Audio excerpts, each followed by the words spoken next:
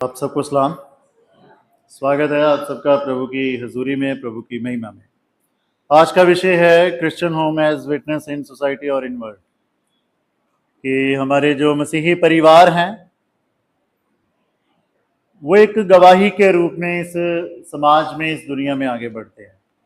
अगर मैं सिंपल शब्दों में कहूँ तो जिस समाज में हम रह रहे हैं वो समाज हमारे परिवार को देख करके क्या ऑब्जर्व करता है, या हमारे परिवार के द्वारा इस समाज में क्या मैसेज आ रहा है, हम इस बात को आज देखने के लिए जा रहे हैं। जब हम अपने इंडियन कॉन्टेक्स्ट को देखते हैं तो हर समाज की एक अपनी अपनी एक अलग पहचान है। फॉर एग्जाम्पल, अगर हम सिख कम्युनिटी को देखें तो they are known as for charity, for langar, कि कहीं कुछ भी हो जाए ये पहुंच जाते हैं लंगर लेके, सेवा लेकर। आप समझ रहे हैं? तो ये उनकी क्या है, एक गवाही है, ये उनका एक मैसेज है। आप लोगों ने बहुत सारी ऐसी वीडियोस देखी होंगी जब पिछले दिनों में ये बाढ़ का माहौल बना हुआ था, तो कैसे कैसे बहुत सारी सिख फैमिलीज, और मैं कहना चाहता हूँ वहां पर सिर्फ सिख फैमिलीज ही नहीं बल्कि लगभग हर वर्ग के लोग, क्रिश्चियंस भी, हमारे बहुत सारे चर्चेस, वहां पर उन्होंने हेल्प रेंडर करी अपनी।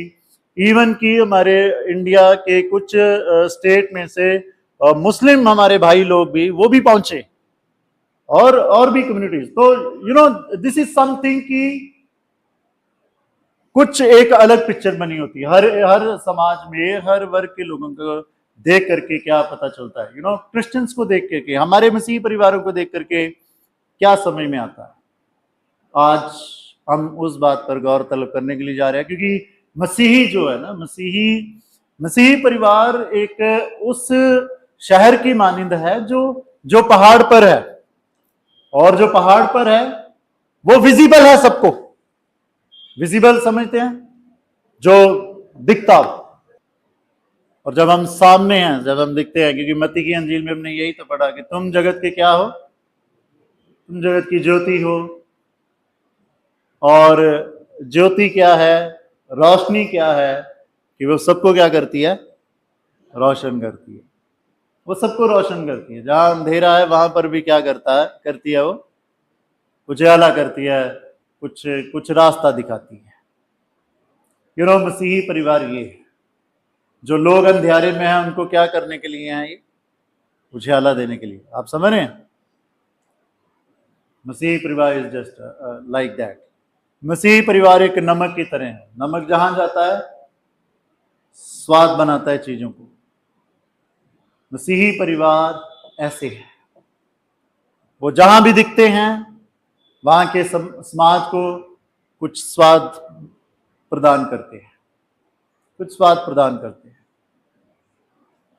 और इन्हीं बातों पर आज मैं गौर तलब करने जा रहा हूं। मैं कुछ चंद चीजों को आपके सामने रखने जाता हूं कि मसीही परिवार क्या गवाही देते हैं। सबसे पहली गवाही, ये मसीही परिवार वो परिवार होते हैं जिनसे खुदा का भय नजर आता है।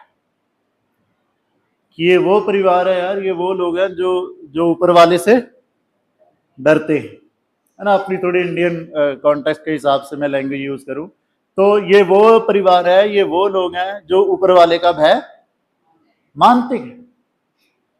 आपको पता है, जो आज का हवाला, दूसरा हवाला प्रेरितों के काम हमने पढ़ा है, वहां पर एक परिवार की बात हो रही, हनन्याह और सफीरा। हम जब उस पूरे परिवार के बारे में पढ़ते हैं, पूरे परिवार के इंसिडेंट के बारे में पढ़ रहे हैं, जो उस फैमिली ने यहां पर एक काम किया है, क्या उस काम से हमें नजर आ रहा है कि वो परिवार खुदा का या ऊपर वाले का डर मानने वाला परिवार है? नो, नहीं दिख रहा है। पहले पति क्या, उसने क्या करा, जाकर के झूठ बोला, और झूठ भी कैसे, पूरा कॉन्फिडेंटली। फिर उसकी पत्नी गई और उसकी पत्नी ने भी वही बात दोहराई। आप समझ रहे हैं? वही बात दोहराई, यानी कि दोनों पति पत्नी में खुदा का खौफ नहीं था। उन्हें डर नहीं लगा वो झूठ बोलने में, उन्हें डर नहीं लगा कि वो हम क्या कर रहे हैं। मसीही परिवार कुछ भी बुराई का कदम उठाने से पहले क्या करते हैं? तो खुदा का खौफ मानते हैं कि हमारी जिंदगियों से कोई बुराई समाज में होनी नहीं चाहिए, हमारे हाथों से कुछ किसी का बुरा होना नहीं चाहिए। क्या संदेश पहुंचेगा लोगों के पास कि ये तो वो खुदा को मानते हैं जिसने सलीब पर कुर्बान होते हुए भी उन लोगों के लिए माफी मांगी जिन्होंने उनका बुरा किया था, और ये वो लोग हैं। क्या ये गवाही है हमारी? आप समझ रहे हैं मेरी बात? मैं दो और परिवार आपके सामने एज ए एग्जाम्पल रखना चाहता हूं। आपको जब आप प्रेरितों के काम उसका 10 अध्याय पढ़ोगे तो वहां पर भी एक फैमिली की बात हो रही है, और उस फैमिली का मुखिया है कुरनेलियस। सुना होगा आपने नाम कुरनेलियस, जिसको खुदा के फरिश्ते ने आकर के क्या कहा कि तेरे दान और तेरी प्रार्थनाएं खुदा की हजूरी में यादगारी के बतौर पहुंचे हैं, याद किए गए। और ये मैसेज यहां तक नहीं था, आगे फिर जब खुदा का बंदा उस परिवार में पहुंचा, व्हाट हैपेंड, जब खुदा का बंदा उस घर परिवार में पहुंचा, उसने अपने पूरे खानदान को इकट्ठा किया था, अपने पूरे परिवार को इकट्ठा किया था। किस लिए? खुदा के कलाम को सुनने के लिए, खुदा की बातों को सुनने के लिए। और पूरी अपने पूरे समाज के सामने ना कि सिर्फ खुदा के वचन को सुना, बल्कि पूरे परिवार के साथ यीशु मसीह को ग्रहण किया, बपतिस्मा लिया और पवित्र आत्मा से वो भरपूर हुए। एक ये भी परिवार है जो अपने परिवार के साथ, जब खुदा की ओर से ये बात आई कि भाई एक खुदा के बंदे आपके पास आ रहे हैं, तो यू बी प्रिपेयर्ड। जब खुदा का डर होता है, हम खुदा को पहल देते हैं। आप समझ रहे हैं मेरी बात? हम अपने समाज में रहते हैं, हमारे समाज में ये पता होना चाहिए कि भाई ये आज संडे है, तो आज तो ये परिवार पहले चर्च को ही तवज्जो देंगे, आज ये लोग पहले अपने खुदा के पास जाएंगे। मैं एक और परिवार देख रहा था जिसको आप देख सकते हैं दूसरा शमूएल उसके 6 अध्याय में। ये वो परिवार है जो टोटली निग्लेक्टेड था, जिसकी ओर कोई ध्यान नहीं था। और मैं ये कौन से परिवार की बात कर रहा हूं? जब दाऊद ने ये प्लान बनाया कि मैं खुदा के संदूक को लेकर के कहां आऊंगा? यरूशलेम। खुदा के उस पवित्र संदूक को यरूशलेम में जब उसने लाने की पूरी योजना बनाई, तो उसने अपने सैनिकों को, कुछ लोगों को भेजा कि वो क्या करके लेकर के आए खुदा के संदूक को। तो जब खुदा के संदूक को वो रथ पे या उस गाड़ी पे लेकर के आ रहे हैं, तो रास्ते में क्या हुआ कि एक पत्थर से उसका टायर थोड़ा है ना बैलेंस बिगड़ा, तो खुदा का जो संदूक था वो थोड़ा है ना टेढ़ा हुआ या खिसका थोड़ा। तो क्या हुआ कि जो वहां पर एक और सैनिक था, उसने क्या करा, भाग करके है ना कि मैं खुदा के संदूक को गिरने से बचाऊं। तो क्या हुआ था वहां पर? वो जैसे उसने हाथ लगाया वो मर गया। जब मर गया, जब ये बात दाऊद तक पहुंची, तो दाऊद को फील हुआ कि खुदा का कहर हम पर है। अभी इस वक्त खुदा के संदूक को अपने पास लाना ठीक नहीं होगा। तो उसने क्या कहा, वहां पर जो उनके सैनिक थे, उन्होंने क्या योजना बनाई कि यहां पर एक ओबेद अदोमी है, क्यों ना हम खुदा के संदूक को यहां पहुंचा दे, इस घर में पहुंचा दे। क्या प्लानिंग थी उनकी? क्योंकि खुदा का कहर है, अगर खुदा का गुस्सा आएगा भी तो किस पे आएगा? आप समझ रहे हैं मेरी बात को? पर वहां पर क्या हुआ, जब आप देखेंगे ना, तो वो फैमिली ब्लेस हुई। आप समझ रहे हैं क्यों हो गए? क्यों खुदा का कहर इस परिवार में, जब खुदा का संदूक पहुंचाया गया तो खुदा का कहर वहां पर नहीं हुआ। जो लोग खुदा के खौफ में रहते हैं ना, खुदा की मौजूदगी उनको बरकत देती है। ज़बूर 128 हमने पढ़ा ना, रिस्पॉन्सिव रीडिंग, कि जो खुदा का भय मानते हैं वो उनकी ब्लेसिंग्स देखो, उसकी पत्नी उसके घर में दाखलता की माने, उसके बच्चे, लास्ट तक क्या बरकत मिली है कि वो इंसान अपने नाती पोतों को देख पाए, वो इंसान अपने नाती पोतों को देखेगा। जब खुदा का भय होता है ना, तो खुदा का भय, खुदा की मौजूदगी फिर उस घर में ब्लेसिंग लेकर के आती है। ये मैं देख रहा था। अच्छा, इन चीजों से हमें हमें सीखने को क्या मिलता है? हमें सीखने को क्या मिलता है? मेरे कहने का मतलब कि अब हम समाज में कैसे दिखाएं, कैसे गवाही दें, कैसे हम अपने परिवार को जाहिर करें कि हम खुदा से डरने वाले लोग हैं। अपनी इस आत्मिक एक्टिविटीज में ना बने रह करके,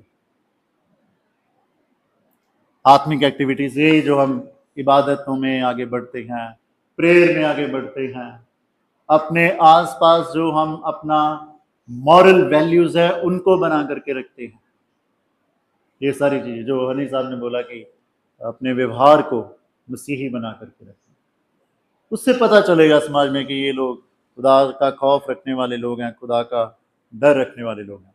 मैं नेक्स्ट चीज बताना चाहता हूँ, जो दूसरी बात है कि हमारे मसीही परिवार जो है वो कौन सी गवाही इस समाज में बयां करते हैं। सबसे पहली गवाही क्या है? मसीही परिवारों को देख करके पता चलता है कि ये लोग ऊपर वाले से डरने वाले लोग हैं, ये लोग खुदा से डरने वाले लोग हैं। दूसरी चीज कैसे बयान करती है कि हम खुदा के लोग हैं हमारे परिवारों में से? जब हम अपने रिश्तों की वैल्यू को समझते हैं। आप समझ रहे हैं? आज हम जिस दौर में, जिस दुनियावी तौर पर गुजर रहे हैं ना, कोई शायद रिश्तों की भी बहुत कोई अहमियत अभी रही नहीं, रिश्तों की भी बहुत ज्यादा कोई अहमियत रही नहीं है। जितने भी डोमेस्टिक देखिए वायलेंसेस जो हैं इंडियन कॉन्टेक्स्ट में देखिए, किस कम्युनिटी में हो रहे हैं? आप समझ रहे हैं मेरी बात को? क्योंकि जिस कम्युनिटी में से ऐसी एग्जांपल्स ज्यादा बाहर आती हैं, दहेज के लिए मार दिया, दहेज के लिए बहू से बना करके नहीं रख रहे हैं क्योंकि ये क्या लेके आई है। आप समझ रहे हैं? वो परिवार समाज में क्या मैसेज दे रहा है? देखिए, धार्मिक जितने भी प्रोग्राम होते हैं ना, चाहे किसी भी धर्म के, बड़े जोरों शोरों से और बड़े ही धूमधाम से करने से पता नहीं चलता कि हम कितने आत्मिक हैं और कितना हमें खुदा का, अपने भगवान का डर है। ये जो रिश्ते दिए हैं ना प्रभु ने हमें, हम इनकी वैल्यू कितनी रख रहे हैं, इससे भी समझ में आता है कि हमारे दिलों में ऊपर वाले का डर और ऊपर वाले की बातें कितनी हैं हमारे परिवारों में, इससे भी समझ में आता है। और आपको पता है हमारे क्रिश्चियनिटी में वैल्यू दी गई है परिवार को। मैं बिब्लिकली बताता हूं, हम लोग क्या कहते हैं, जो आशीष वचन है वो 3 बातों में बयान किया जाता है।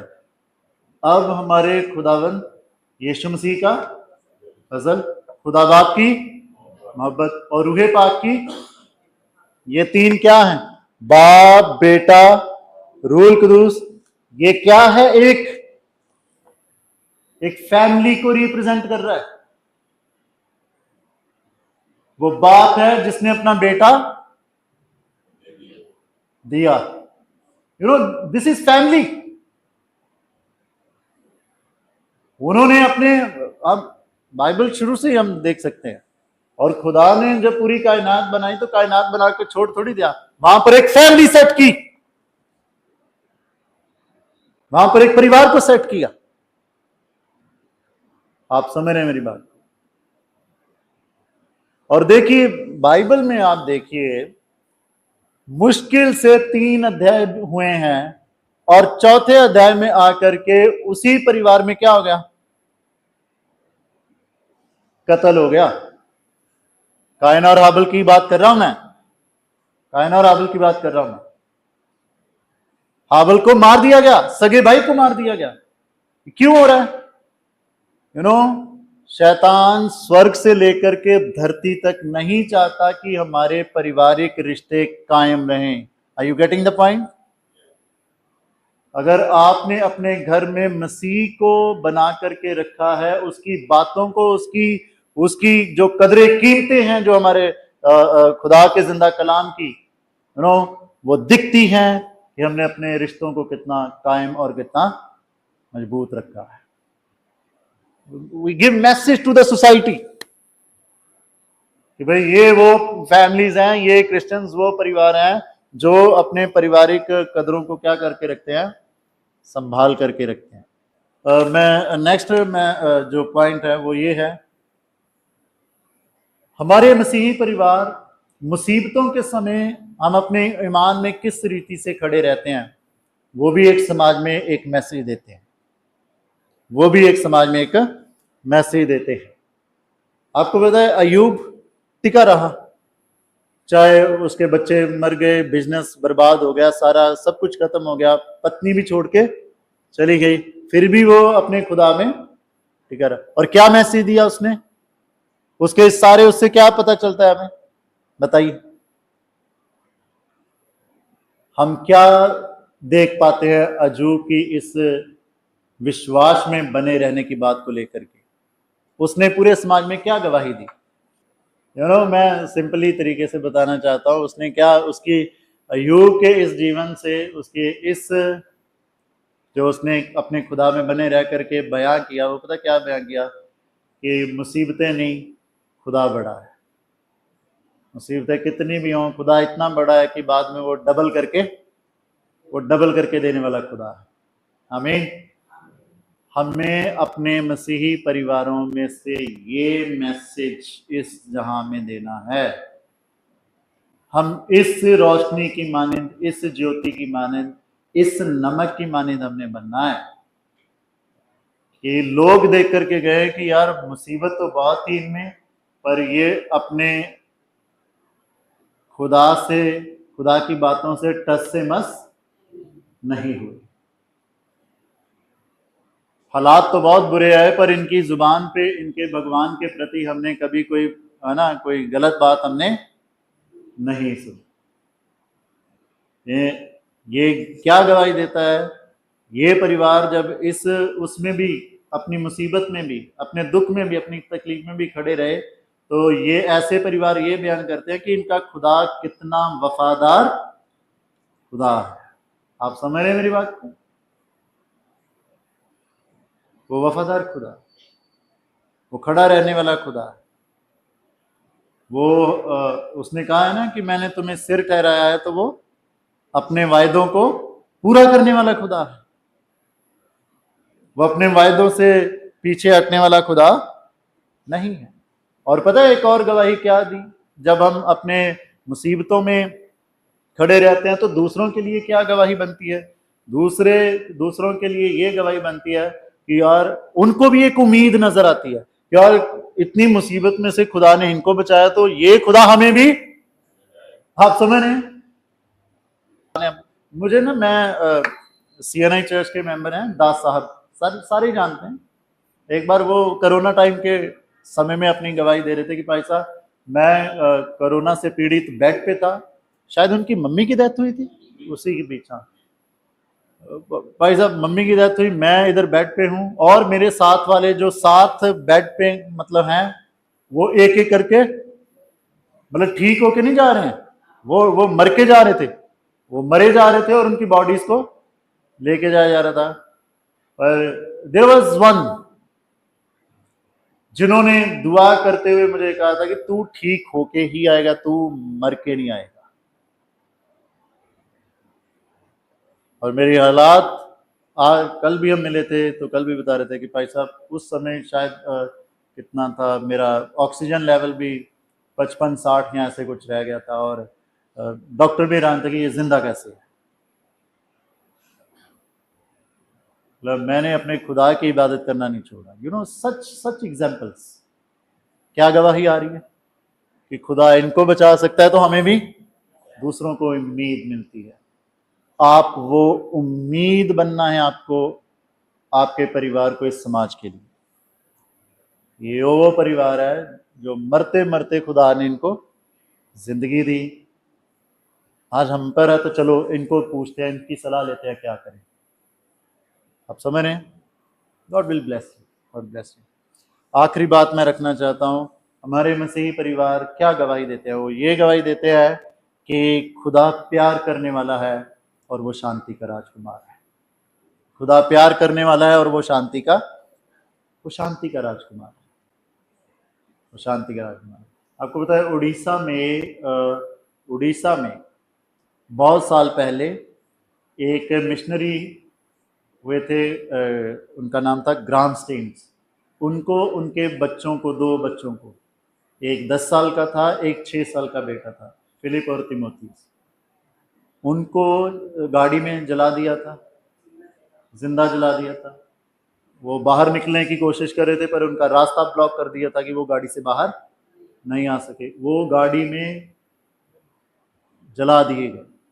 यू नो उसकी पत्नी का क्या बयान था ये सब होने के बाद? उसकी पत्नी ने कहा, मैं सबको माफ करती हूँ। What a great lesson, what a great message, what a great message. Yishu Masih पर थूका गया, थप्पड़ मारे गए, कई कुछ किया गया, और यीशु मसीह ने क्या कहा? हे पिता, ने क्या कर, माफ कर। यू नो यीशु मसीह अपने बाप का वो मैसेज लेके इस दुनिया में आया कि वो माफ करने वाला है, और हमें भी अपने खुदा का वो मैसेज अपने परिवारों में से दुनिया को बताना है कि यार आज क्यों मसीही लोग शांत रहते हैं? मसीहियों के ऊपर झूठे दोष लगाए जाते हैं। कोई नहीं किसी का धर्म परिवर्तन करवाता। लोग खुद खुदा की नजात को देख करके खुदा के पास आते हैं। पर हम पर जब ये झूठे इल्जाम लगाए जाते हैं तो हमने कभी देखा है? हम शांति से बस एक काम करते हैं, दुआ करते हैं। और बहुत सारे पासवान दुआ में ये बात कहते हैं, खुदा इनको माफ कर, क्योंकि ये नहीं जानते ये क्या मैसेज दे रहे हैं। पीछे आप लोगों ने वीडियोस देखी होंगी, पास्टर्स हैं, कुछ लोग हैं, उनके मुंह पे उनको गालियां दे रहे, थप्पड़ भी मारे जा रहे हैं। ये नन्स का जो मैटर हुआ था उड़ीसा में, वो जो बेचारी हमारी सिस्टर्स थी, कैसे उनके ऊपर चढ़ चढ़ के उनको गालियां और कैसे बोला जा रहा था। उन्होंने एक शब्द भी बाहर नहीं निकाला, और बाद में क्या हुआ? उनको बाइज्जत। क्या मैसेज गया पूरे जहान में? जो उन पे चढ़ चढ़ के बात कर रहे थे उनका भी रवैया पता चल गया, और जो हलीमी से बैठे हुए उनका भी पता चल गया कि ये अपने खुदा से क्या सीख किया है। हम ये बताते हैं कि हम प्यार करने वाले हैं, और हम उस शांति दाता खुदा के बच्चे हैं जो इस पूरी दुनिया में शांति लेकर के आए। हम मसीह परिवारों को ये गवाही लेकर के आगे बढ़े, ये मैसेज आगे लेकर। हम क्या ही शांति बताएंगे? हमारे तो अगर परिवारों में शांति नहीं है, आसपास लोगों को पता चलता है कि हाँ आज इस घर में क्या हो रही है, लड़ाई हो रही, आज कुछ कर दिया, फिर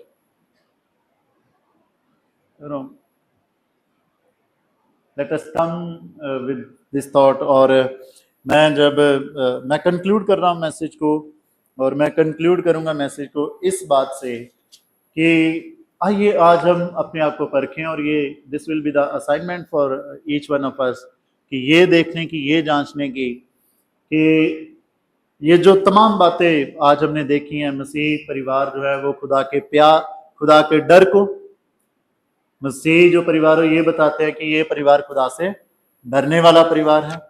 मसीह परिवार ये बताते हैं कि देखो इन्होंने अपने रिश्ते को कैसे वैल्यू देते हैं, कैसे प्यार कर रहे हैं एक दूसरे को, कैसे अपने रिश्तों को संभाल करके रख रहे हैं।